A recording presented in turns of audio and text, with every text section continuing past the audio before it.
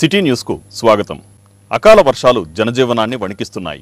ప్రధాన రహదారులతో పాటు పలు కాలనీలు వర్షపు నీటితో నిండిపోయాయి. అకాల వర్షాలు జనజీవనాన్ని వణికిస్తున్నాయి. ప్రధాన రహదారులతో పాటు పలు కాలనీలు వర్షపు నీటితో నిండిపోయాయి. ఎడతెరిపి లేకుండా కురుస్తున్న వర్షాలకు మచిలీపట్నం తడిసి ముద్దయింది. ప్రధాన రహదారులతో పాటు లోతట్టు ప్రాంతాలు, పలు కాలనీలు వర్షపు నీటిలో తేలియాడుతున్నాయి. పలు ప్రాంతాలు ముంపుకు గురవడంతో ఆయా ప్రాంత వాసులు తీవ్ర ఇబ్బందులకు గురవుతున్నారు. కొన్ని ప్రాంతాలలో మురుగునీటి పారుదల వ్యవస్థ సక్రమంగా లేకపోవడంతో వర్షపు నీరు లోతట్టు ప్రాంతాలలో నిల్వ ఉండిపోవడంతో వ్యాధుల పాలవుతామని జనం భయాందోళనలు వ్యక్తం చేస్తున్నారు. అనేక రహదారులలో వర్షం నీరు ఉండడంతో రాకపోకలకు తీవ్ర అంతరాయం ఏర్పడుతోంది. వరుస వర్షాలకు గత 2 రోజులుగా రోడ్ల పక్క చిరు వ్యాపారాలు మూతపడ్డాయి. కోనేరు సెంటర్తో సహా ప్రధాన వీధులన్నీ చెరువులను తలపిస్తున్నాయి. అవనిగడ్డ మండలం పులిగడ్డలోని మరిడి మహాలక్ష్మి దేవాలయం తరచూ ముంపుకు గురవుతోంది. కృష్ణా జిల్లా అవనిగడ్డ నియోజకవర్గం జాతీయ రహదారి టోల్గేట్ నిర్మాణ సమయంలో యాజమాన్యం ఇచ్చిన హామీ అమలు చేయకపోవడంతో అవనిగడ్డ మండలం పులిగడ్డలోని మరిడి మహాలక్ష్మి దేవాలయం తరచూ ముంపునకు గురవుతోంది. 86 ఏళ్ల క్రితం నిర్మించిన ఈ దేవాలయం ఇటీవల నిర్మించిన హైవే టోల్గేట్ కారణంగా ఆలయానికి ఈ ముంపు సమస్య ఏర్పడింది. నూతన ఆలయం నిర్మిస్తామని, స్థలం కేటాయిస్తామని హైవే టోల్గేట్ నిర్వాహకులు మాట ఇచ్చినా ఇప్పటి వరకు ఆచరణలోకి రాలేదు. కొద్దిపాటి వర్షాలకే ఆలయంలో నీరు చేరుతోంది. ముంపు వచ్చినప్పుడు అమ్మవారికి కనీసం దీపారాధన కూడా చేయలేని పరిస్థితి వస్తోందని భక్తులు ఆవేదన వ్యక్తం చేస్తున్నారు. ఇప్పటికైనా హామీ నిలబెట్టుకోవాలని భక్తులు డిమాండ్ చేస్తున్నారు. అందరికీ నమస్కారం అండి. ఈ పులిగడ్డ గ్రామం మరిడి మహాలక్ష్మి అమ్మవారి దేవస్థానం సుమారుగా మాకు తెలిసి 86 సంవత్సరాల నుంచి ఉంది. ఈ మధ్యకాలంలో ఇలా వర్షపు నీటికి ముంపు గురవడం అనేది ఎప్పుడూ జరగలేదు. గత వర్షాకాల సీజన్ నుంచి ఇలా అమ్మవారి వర్షపు నీటికి ఏ చిన్న వాన వచ్చినా ముంపుకు గురవుతుంది. ఇందుగా మేము ఇంతకుముందు టోల్గేట్ యాజమాన్యం వారికి, తర్వాత పులిగేట్ పంచాయతీ వారికి విన్నవించున్నాం, కానీ ఎవరు స్పందించలేదు. ఈ ఏమాత్రం వాన వచ్చినా ఇలా ముంపుకు గురవుతుంది, ఇబ్బందిగా ఉంది. నైవేద్యం పెట్టడానికి కానీ వీటికి కానీ దీపారాధన కూడా కష్టమైపోతుంది. ఒక్కోసారి 2-3 రోజులు కూడా దీపం పెట్టడానికి అవకాశం లేకుండా అయిపోతుంది. ప్రస్తుతం పరిస్థితి ఇది, ఇవాళ పరిస్థితి. దీనికి మేము విన్నవించేది ఏంటంటే సర్పంచ్ గారికి కానీ, లేకపోతే టోల్గేట్ యాజమాన్యం గారు కానీ, పెద్దలకు కానీ కొద్దిగా నీరు పోయే మార్గం వారధి నిర్మాణం జరిగేటప్పుడు ఆ టోల్గేట్ యాజమాన్యం వారు, అప్పటి నవగేవ కంపెనీ వారు గుడి డెవలప్మెంట్ చేసి మేము కట్టిస్తామని హామీ ఇచ్చారు. అది కాలక్రమేణా మరుగున పడింది. యాజమాన్యం ఇప్పుడు ప్రస్తుత యాజమాన్యం దీని గురించి పట్టించుకోవట్లేదు. ఏమాత్రం చిన్న వర్షం వచ్చినా ఇలా ముంపు గురవుతుంది. వచ్చే భక్తులకు కూడా ఇబ్బంది అవుతుంది.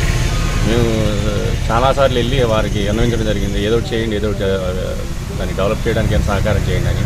మీరు ఈ మధ్యకాలంలో వెళ్ళినప్పుడు ఒక ఇన్ఛార్జ్ గారు ఏమన్నా అన్నారంటే, మీరు కట్టుకోండి, మీరు డెవలప్ చేసుకోండి, మేము స్థలం మీకే వదిలేసాం కదా, మా దగ్గర ఇప్పుడు ప్రస్తుతానికి ఎక్విప్మెంట్ ఏమీ లేవు, మేము ఇక్కడ కట్టే పరిస్థితులు లేవు అన్నారు. దానికి మేము కూడా దాతలు ఎవరైనా ముందుకు వస్తారని ఎదురు చూస్తున్నాం. ఈ లోపు ఇలా వర్షాలకు ఇలా ముంపు గురవుతుంది. అందరూ స్పందించి గ్రామస్తులు కానీ, పెద్దలు కానీ, పంచాయతీ వారు, టోల్గేట్ వారు అందరూ స్పందించి ఏదన్నా చేయడానికి. మా పేరు సాంబశివరావు, మండలి సాంబశివరావు. మహాలక్ష్మి గుడి, మరిడి మహాలక్ష్మి గుడి అప్పుడు వేసినప్పుడు ఏంటన్నారు, టోల్గేట్ వాళ్ళు వీళ్ళందరూ కూడా ఉన్నారండి. చాలామంది పెద్ద మనుషులు వచ్చారు. వస్తే మా గుడి పరిస్థితి ఏంటండి, మరి మీ పరిస్థితి ఏంటంటే, మీ గుడి పరిస్థితి మీకు ఏం బాగలేదు, మేము ఉండి కడతాము, మీ ఉండ స్థలం అమ్మవారికి ఇస్తాము, ఈ పక్కన ఇల్లు వేసుకుని దీపారాధన చేయండి అన్నారండి. అంతవరకు జరిగింది. పెద్ద మనుషులు చేయలేదండి, వదిలిపెట్టేశారు. స్థలం కూడా అమ్మవారికి ఇస్తామన్నారు, దానికి అడ్డం పోసేశారు. గుడి మునిగిపోతుంది. ఇప్పుడు నీళ్ళు అడ్డం పోయమంటే మునిగిపోతుంది. నాగాయలంక ప్రధాన సెంటర్లో తపాలా శాఖ ర్యాలీ నిర్వహించింది. నాగాయలంక ప్రధాన సెంటర్లో తపాలా శాఖ ర్యాలీ నిర్వహించారు.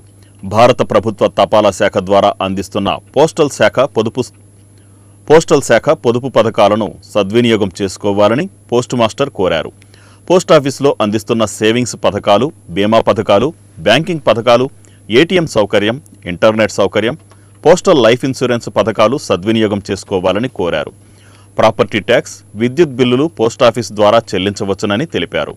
నాగాయలంక తపాలా శాఖలో పనిచేసే సిబ్బంది అందరూ ప్రధాన సెంటర్లో ర్యాలీ నిర్వహించారు.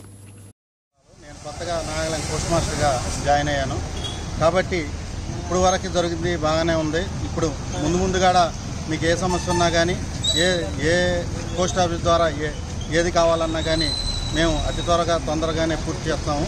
అట్లాగే మన దగ్గర అన్ని సేవలు, ఆధార్ సేవలు ఉన్నాయి, ఇండియా పోస్ట్ పేమెంట్స్ బ్యాంక్ సేవలు ఉన్నాయి, ఇన్సూరెన్స్ సేవలు ఉన్నాయి, QSB అకౌంట్ సేవలు ఉన్నాయి.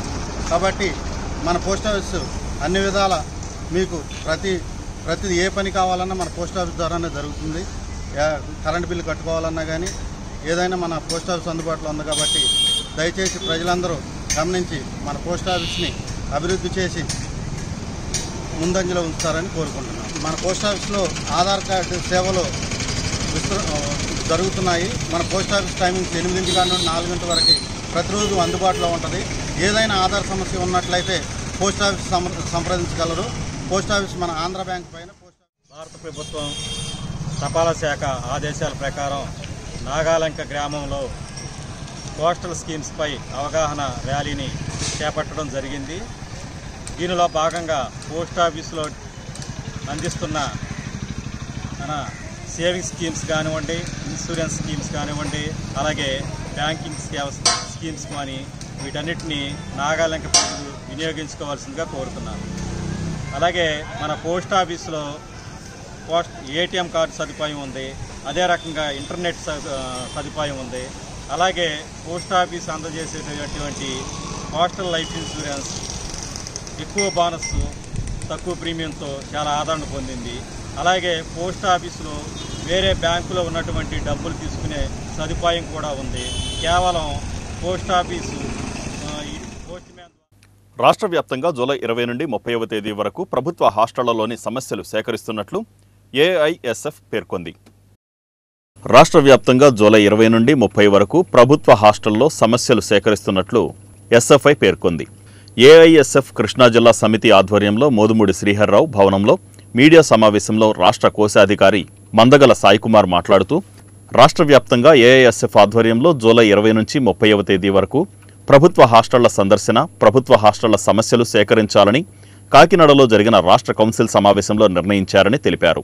రాష్ట్ర వ్యాప్తంగా ప్రభుత్వ BC, SC, ST, మైనారిటీ గురుకుల హాస్టళ్ల సమస్యల పరిష్కారం కొరకు AISF ఆధ్వర్యంలో జూలై 20వ తేదీ నుంచి 30వ తేదీ వరకు రాష్ట్రంలోని 26 జిల్లాలలో హాస్టల్లో విద్యార్థుల దగ్గర నుండి సమస్యలు సేకరించి వాటి పరిష్కారం కోసం ఆందోళన కార్యక్రమాలు నిర్వహిస్తామని తెలిపారు. ఇప్పటికే రాష్ట్ర వ్యాప్తంగా ప్రభుత్వ హాస్టళ్లు మూతపడ్డాయని, మూతబడిన హాస్టళ్లు వెంటనే తెరవాలని డిమాండ్ చేశారు. హాస్టళ్ల సమస్యలపై SFI ఆధ్వర్యంలో 20వ తేదీ నుంచి 30వ తేదీ వరకు సందర్శించి ఆగస్టు 6వ తేదీ రాష్ట్ర వ్యాప్తంగా అన్ని జిల్లాలలో ప్రభుత్వ హాస్టల్ విద్యార్థుల సమస్యల పరిష్కారానికి ఆందోళన కార్యక్రమాలు నిర్వహించాలని పిలుపునిచ్చారు. ఈ కార్యక్రమంలో AISF కృష్ణా జిల్లా కన్వీనర్ సాదిక్ మరియు నాయకులు సన్నీ తదితరులు పాల్గొన్నారు. AISF రాష్ట్ర కోశాధికారి ఈ నెల 8, 9, 10వ తారీఖున కాకినాడలో వైద్య విజ్ఞానిక రాష్ట్ర స్థాయి శిక్షణ తరగతులు జరుపుకోవడం జరిగింది. రాష్ట్ర వ్యాప్తంగా కూడా 2,50 మంది ప్రతినిధులు కూడా ఈ శిక్షణ తరగతుల్లో హాజరు కావడం జరిగింది. విజయవంతంగా శిక్షణ తరగతులు కూడా పూర్తి చేసుకోవడం జరిగింది. అదే పద్ధతిలో రాష్ట్ర రోజున AISF రాష్ట్ర సమితి సమావేశం జరుపుకోవడం జరిగింది. అందులో రాష్ట్ర వ్యాప్తంగా ఉన్నటువంటి విద్యార్థినీల యొక్క సమస్యలపైన ప్రధానంగా చర్చించి నిర్ణయాలను తీసుకోవడం జరిగింది. ఈ నెల 20 నుంచి 30 తారీఖు వరకు కూడా రాష్ట్ర వ్యాప్తంగా విద్యార్థినీల యొక్క సాంఘిక సంక్షేమ హాస్టళ్ళు, SC, ST, మైనారిటీ, BC సంక్షేమ హాస్టళ్ళు 20 నుంచి 30 తారీఖు వరకు కూడా రాష్ట్ర వ్యాప్తంగా కూడా AISF రాష్ట్ర నాయకత్వం మరియు అదే పద్ధతిలో ప్రతి ఒక్కరు కూడా హాస్టల్స్కి వెళ్ళి సందర్శించి అక్కడ ఉన్నటువంటి విద్యార్థుల యొక్క సమస్యలను తెలుసుకొని ఆగస్టు 6వ తారీఖున రాష్ట్ర వ్యాప్తంగా కూడా NTR కృష్ణా ఉమ్మడి జిల్లాలో ఉన్నటువంటి కృష్ణా జిల్లాలో కృష్ణా యూనివర్సిటీ ఉంది. అదే పద్ధతిలో ఇప్పుడు జిల్లాలు బైఫర్కేషన్ అయినప్పటికీ 2 జిల్లాలకు కూడా ప్రాతినిధ్యం వహిస్తున్నటువంటి కృష్ణా యూనివర్సిటీలో ఇప్పుడు ఒక యూనివర్సిటీ అంటే కంపల్సరీగా యూనివర్సిటీలోనే హాస్టల్ ఫెసిలిటీ కూడా ఉండాలి. కానీ ఇక్కడ చూస్తుంటే హాస్టల్ కూడా ఒక యూనివర్సిటీ పేరుకి మాత్రం యూనివర్సిటీ అని పేరు ఉంది, కానీ కృష్ణా యూనివర్సిటీ అని హాస్టల్ ఫెసిలిటీ కల్పించడంలో ప్రభుత్వాలు మారుతున్నా కూడా ఇక్కడ విద్యార్థులకు ఏమాత్రం న్యాయం జరగడం లేదు. అక్కడ హాస్టల్ ఫెసిలిటీ కూడా తీసుకునే దాని పద్ధతిలో ఆలోచన ఏ రాజకీయ పార్టీలు ప్రభుత్వాలు అధికారంలోకి వచ్చినప్పుడు కూడా వాళ్ళ యొక్క సమస్యను పరిష్కరించే వైపుగా ఆలోచించట్లేదు. కనుక వెంటనే ఇప్పుడున్నటువంటి NDA కూటమి ఆలోచించి ఈ ప్రభుత్వ హయాంలో అన్న కనీసం వాళ్ళకి న్యాయం జరుగుతుందని చెప్పి మేము ఆశిస్తూ వెంటనే కృష్ణా యూనివర్సిటీలో హాస్టల్ ఫెసిలిటీని ఏర్పాటు చేసే విధంగా ఆషాఢమాసం సందర్భంగా పలు దేవాలయాలలోని అమ్మవారికి భక్తులు సారె సమర్పించారు. ఆషాఢ మాసం సందర్భంగా పలు దేవాలయాలలో అమ్మవారికి ఆషాఢ సారిని భక్తులు సమర్పించారు. దేశాయిపేటలోని శ్రీ గంటలమ్మ ఆలయంలో శాకాంబరి ఉత్సవాన్ని ఘనంగా నిర్వహించారు. ఆలయ ప్రాంగణాన్ని అమ్మవారిని వివిధ రకాల కూరగాయలతో భక్తులు అలంకరించారు. తదుపరి భక్తులు ఆషాఢ సారిని అమ్మవారికి సమర్పించారు. లోక కళ్యాణార్థం ఈ వేడుకలను ప్రతి సంవత్సరం నిర్వహించనున్నట్లు నిర్వాహకులు తెలియజేశారు. ఆషాఢ మాసం సందర్భంగా టెంపుల్ కాలనీలోని మణిదీపేశ్వరి ఆలయంలో అమ్మవారికి భక్తులు ఆషాఢ సారిని సమర్పించారు. తొలుత భక్తులు తీసుకువచ్చిన పలు రకాల పండ్లు, పిండి వంటలు, పసుపు కుంకుమను మేళతాళాలతో పొరవీధుల్లో ఊరేగింపుగా తీసుకుని అమ్మవారికి సమర్పించారు. ఈ విధంగా అమ్మవారికి తమకు తోచినది ఆషాఢ మాసంలో నైవేద్యంగా అందించడం వలన శుభం కలుగుతుందని భక్తుల విశ్వాసం. ఈ కార్యక్రమంలో భక్తులు పెద్ద సంఖ్యలో పాల్గొన్నారు. దేశాయిపేటలో వేయించేసి ఉన్నటువంటి ఈ గంటలమ్మ తల్లి అమ్మవారి సన్నిధిలో ఆషాఢ మాస సందర్భంగా చక్కగా ఈ పేట ప్రజానీకం అందరూ కూడా కలిసి ఆషాఢ సారి సమర్పించున్నారు. అలాగే అమ్మవారికి శాకంబరి అలంకారం అంటే వచ్చే ఆషాఢ మాసంలో ప్రత్యేకంగా అమ్మవారికి ప్రతి సంవత్సరము కూడా ఈ శాకంబరి అలంకారం చేయడం అనేది ఆనవాయితీగా వస్తుంది. ఆషాఢ సారి కూడా చక్కగా అమ్మవారికి సమర్పించడం ఆనవాయితీగా వస్తుంది. దేశ ప్రజల క్షేమం గురించి, ప్రపంచ ప్రజల క్షేమం గురించి, రాష్ట్ర ప్రజల క్షేమం గురించి, అట్లాగే గ్రామ ప్రజల క్షేమం గురించి, పేట ప్రజల క్షేమం గురించి చక్కగా అందరూ కూడా భక్తిగా ఈరోజు చాలా శ్రద్ధాభక్తులతో అందరూ కూడా ఈ నెల 14న మచిలీపట్నంలోని టీడీపీ కార్యాలయంలో నిర్వహించే ప్రజా దర్బారును ప్రజలు వినియోగించుకోవాలని టీడీపీ నాయకులు కోరారు. మచిలీపట్నం నియోజకవర్గంలో ప్రజా సమస్యల పరిష్కారానికి గాను రాష్ట్ర మైన్స్ మరియు ఎక్సైజ్ శాఖ మంత్రి వారంలో ఒకరోజు నిర్వహిస్తున్న ప్రజా దర్బార్ కార్యక్రమాన్ని ఈ నెల 14వ తేదీ ఆదివారం నిర్వహించనున్నట్లు జిల్లా గ్రంథాలయ సంస్థ మాజీ చైర్మన్ గొర్రెపాటి గోపీచంద్ తెలిపారు. నియోజకవర్గ టీడీపీ కార్యాలయంలో ఉదయం 8 గంటల నుండి మంత్రి కొల్లు రవీంద్ర ప్రజల నుండి అర్జీలు స్వీకరిస్తారన్నారు. గత వారం నిర్వహించిన ప్రజా దర్బార్లో వచ్చిన అర్జీలను శాఖల వారీగా విభజించి పరిష్కరించడం జరిగిందని, అధికంగా టిట్కో ఇళ్ల సమస్యలపై అర్జీలు వచ్చాయని, ఇళ్లకు నగదు చెల్లించిన ప్రతి ఒక్కరికి ఇళ్లు మంజూరు చేయడం జరుగుతుందన్నారు. మిగిలిన అర్జీల్లో అధికంగా పెన్షన్లు, రేషన్ కార్డులు, ఫీజు రీయింబర్స్మెంట్ వంటి పాలసీ మ్యాటర్కు సంబంధించినవి ఉన్నాయని గోపీచంద్ తెలిపారు. ముందుగా టోల్ ఫ్రీ నంబర్కు కాల్ చేసి మీ సమస్యను నమోదు చేసుకోవాలని ఆయన పేర్కొన్నారు. ఈ సమావేశంలో టీడీపీ నగర అధ్యక్ష కార్యదర్శులు ఇలియాస్ పాషా తదితరులు పాల్గొన్నారు. విడత ప్రజా దర్బార్ రేపు ఆదివారం ఉదయం 8 గంటల నుంచి 10 గంటల వరకు జరుగుతుంది. దయచేసి అందరూ కాగితం కాలం తీసుకోండి. మరి గతంలో 2వ విడత ప్రజా దర్బార్లో 422 దరఖాస్తులు వచ్చినాయి. దాంట్లో 315 మంది pensions, ration card, house sites, TIDCO ఇళ్ళు వీటికి సంబంధించినవి. టిట్కో ఇళ్ళు ఎవరైతే డబ్బు కట్టి గతంలోనే డీడీలు కట్టి ఉన్నారో వాళ్ళందరికీ కూడా ఇళ్ళు ఇవ్వటం జరుగుతుంది. దాంట్లో ఎటువంటి సందేహం అవసరం లేదు. మాకు వద్దని రాసిచ్చిన వాళ్ళకి తప్ప మిగతా ఇవ్వటం జరుగుతుంది. అదేవిధంగా హౌస్ సైట్స్ ఊనే పేరు గొప్ప ఊరు దెబ్బ అని చెప్పి చాలా కొన్ని చోట్ల పట్టాలు ఇచ్చారు. 30,000 మందికని అదేని ఇదేని చాలా వేకెంట్ ఉన్నాయి. దాన్ని ఈ వర్షాకాలం వెళ్ళిపోయిన తర్వాత మెరక చేసి 1.5 సెంటుకు తగ్గకుండా వీలుంటే 2 సెంట్లు ఆ ఇళ్ల స్థలాలు ఇవ్వటానికి ఒక ప్రణాళిక తయారు చేస్తున్నాం. అదేవిధంగా జాబుల కోసం 49 వచ్చినాయి ఉద్యోగస్తులు.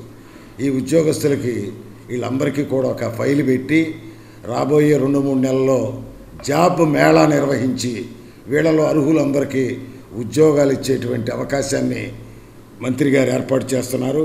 అదేవిధంగా హెల్త్ అండ్ పోలీస్ అవి ఇక్కడ మేమే సాల్వ్ చేశాం.